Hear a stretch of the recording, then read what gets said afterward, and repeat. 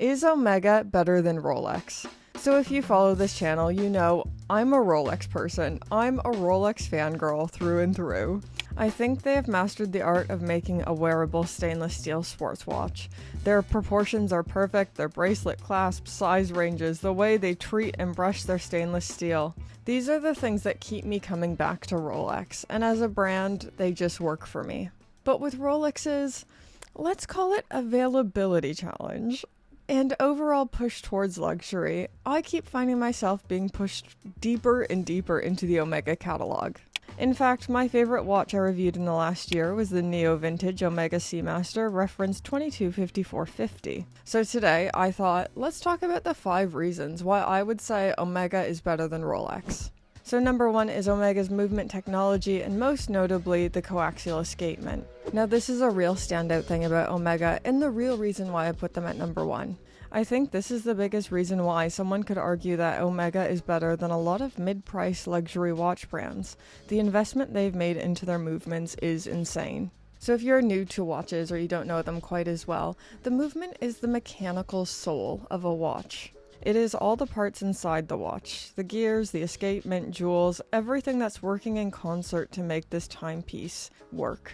And if the movement is the soul, the escapement is the beating heart. It is the piece that dictates what pace the energy is released from the mainspring and onto the oscillator. Traditionally, and even still now, the Swiss lever escapement has always looked the same, with the 2 pallets. But this new escapement, invented by the great George Daniels, uses 3 pallets that separate the locking functions from the impulses, theoretically making lubrication unnecessary. I know this sounds boring and dorky, and I'm so sorry I'm putting this at the beginning of the video. I know, but I cannot overstate how important this innovation is. It might be the greatest innovation ever made to the escapement. The coaxial escapement is now a hallmark of Omega, first introduced in 1999 and still used today. I know it sounds boring, but Omega's movement technology and innovations is massive. And while we're on the topic of innovation, we need to talk about number 2, Omega's high horology timepieces. Omega experiments in high horology and complicated watchmaking in a way I don't think they get enough credit for, and I could never see Rolex doing. In their current catalog, they have a tourbillon, and most notably the 2 new chrono chimes, Omega's most complicated movement, sporting a split chronograph and chime through the 5 o'clock pusher. Like, these are big deals. I can't even wrap my head around a chrono chime, but it's amazing. But my one criticism of Omega high horology timepieces is I just don't think they're delivering what their core audience is after. And I think this is sometimes where things get blurry between making a product that your audience wants and artistically challenging yourselves. On the one hand, watch manufacturers want to create pieces of art. They want to challenge themselves. And these are beautiful, don't get me wrong. But then on the other hand, if I had £400,000 laying about, I'm not sure I'd be spending it on a 45mm Omega. If I had that kind of money, I'd be buying every single Cartier Santos. And a cloche. And maybe even a crash. Okay, moving on to the next thing Omega has over Rolex, and that's their price point. If you are comparing a Rolex with its Omega counterpart, you are going to see a gulf in the price tag. Comparing the Seamaster Diver to the Submariner, Speedmaster to Daytona, the Ultra Deep to the Deep Sea Challenge. I'm sorry. It's so horrible. Rolex, I love you, but it's horrible. But the Omega price point is always more attractive, and I think there's a lot to say for that. But with that said, it does feel like Omega is in the spot of figuring out if they want to lean more into the luxury side and price similarly to Rolex, or if they want to remain that rough and ready to a watch brand that is happy to undercut Rolex. Watching the Omega prices go up at the moment, it breaks my heart. But this isn't just an Omega thing, this is an industry-wide thing. Reason 4 that I would say Omega is better than Rolex, and this goes hand in hand with the price point, their availability. So you've finally done it. You've saved your money, you're celebrating a big milestone, you got that big promotion at work, and you want to buy yourself that watch you've always wanted to celebrate. You go to your authorized dealer and quickly realize None of the Rolexes are for sale. Wah, wah. But then you've got Omega, which to my mind has all the same name brand power as Rolex, similar watchmaking standards, and you can actually buy it right now. Did you like those animations? I bet it's hard to believe.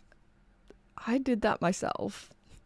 This is one of those things that I would say plays to Omega's advantage and disadvantage simultaneously. To our rational brain, having a watch that is down to earth and actually available to buy is far more desirable. But then to our caveman reptile brain, there's something about exclusivity that makes us want it more. Or maybe this is just me. Maybe this is you guys getting an inside look into how my brain works. But as soon as you say, nah, you can't have that, my brain starts being like, well, why not? I'm going to show you. Get my name on that waiting list. I'm very simple. And the last reason why I would say Omega is better than Rolex is the lack of hype. There is so much less hype with these watches, which means it doesn't attract the hype boys or the people with two brain cells like me who think exclusivity's cool. Omega attracts much more of the true enthusiast, or the person who has done their research and they're making an informed choice. I think there's something so cool about the not obvious choice, that quiet luxury, that quiet good taste choice. When I see someone wearing a Speedmaster or a Seamaster, it communicates something about them. It's a language with no words, and it's a far cooler choice. Anyways, guys, those are the 5 big reasons why I think Omega is better than Rolex. Did I miss the reason why you love Omega more than Rolex? Are you more of a Rolex fanboy, fangirl, or Team Omega? Let me know in those comments down below. And don't forget to do all those things to feed the YouTube algorithm gods. Like, comment, subscribe.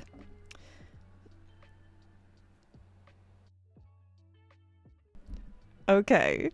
Hi, guys. I'm trying a bit of a new thing at the end of the videos to thank the Pope tier patrons because they're the best. And ending my videos with a little joke. A bit of a Vicar of Dibley thing. So here's a good one. Here's a good one. You're gonna like this. A man goes to the Rolex AD. He goes to the counter and he asks, "Hey, could I get a stainless steel Daytona?"